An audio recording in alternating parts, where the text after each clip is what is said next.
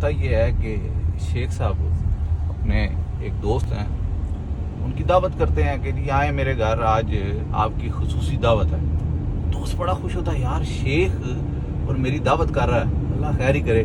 खैर वो जी खाने के वक्त पहुंच जाता है। जब खाने के वक्त पहुंचता है तो आगे मेज़ पे जो है वो दाल पड़ी होती है एक डोंगे के अंदर, और एक ट्रे में चावल उबले हुए पड़े हुए होते हैं।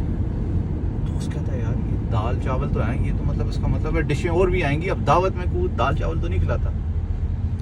खैर वो बैठते हैं, गपशप शुरू होती है। वो दाल चावल शेख खुद डालता है तो वो दोस्त भी डाल लेता है कि चलो। वो बड़े स्लोली ना खा रहा होता है कि यार बाकी खाना आना होगा। तो इतनी देर में ना शेख की बीवी अंदर से आवाज़ देती है, शेख साहब मुर्गी ले आओ। शेख साहब कहते हैं अभी ठहर जाओ। बंदा कहता है यार मेरे ख्याल में मुर्गी जो है वो रेडी है, अभी शेख क्यों रोक रहा है। वो और आस्था खाने शुरू कर देता है। फिर अंदर से बेगम आवाज देती, शेख साहब मुर्गी ले आओ। कहता है रुक जाओ भाई, जब तुम्हें कहूंगा तब लेके आना।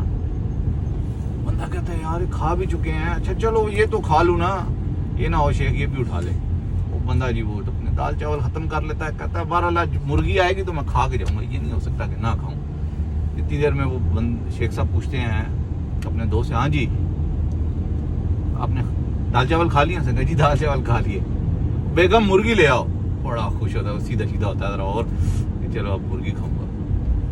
वो 2 मिनट गुजरते हैं, दरवाजा खुलता है तो शेख साहब की बेगम जिंदा मुर्गी पकड़ के तो आ रही होती है अंदर, बगल में दबाए हुए अंदर आती है। तो बंदा बड़ा परेशान होता है कि ये क्या है, ये जिंदा मुर्गी।